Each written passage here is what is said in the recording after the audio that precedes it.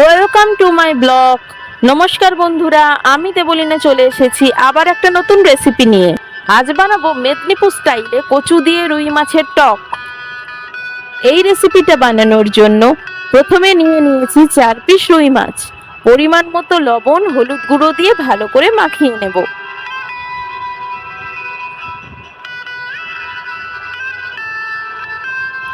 মাছ ভাজার জন্য আমি কড়াইতে তেল গরম করতে বসিয়ে দিয়েছি।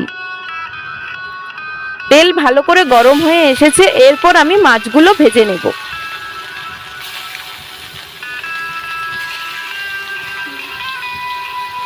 মাছগুলো আমি কড়া করে ভেজে নিয়েছি, তোমরা চাইলে অবশ্যই হালকা করেও মাছগুলো ভেজে নিতে পারো।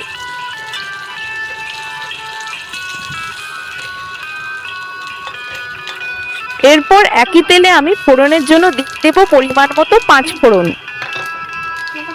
হলুদের গুঁড়ো দিয়ে দিলাম, আগে থেকে সেদ্ধ করে রাখা কচুটা দিয়ে দিলাম।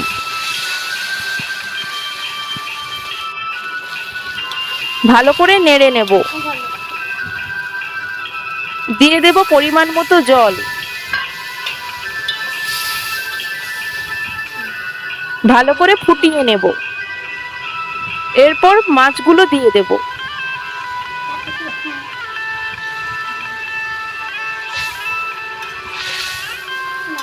এরপর দিয়ে দেব আগে থেকে তৈরি করে রাখা সর্ষে আর লেবুর রসের পেস্টটা। আমি সর্ষে বেটে জল দিয়ে পাতলা করে রেখেছিলাম, ওর সাথে আমি লেবুর রস মিশিয়ে পেস্টটা তৈরি করে রেখেছিলাম, ওই পেস্টটা দিয়ে দিলাম। এরপর ভালো করে আমি ফুটিয়ে নেব।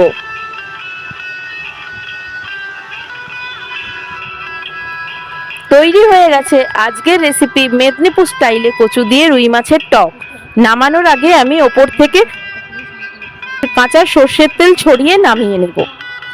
তোমরা অবশ্যই জানিও আজকের রেসিপিটা কেমন লাগলো, আর অবশ্যই কে কোথা থেকে আমার ভিডিওটা দেখছো অবশ্যই আমাকে কমেন্ট করে জানিও।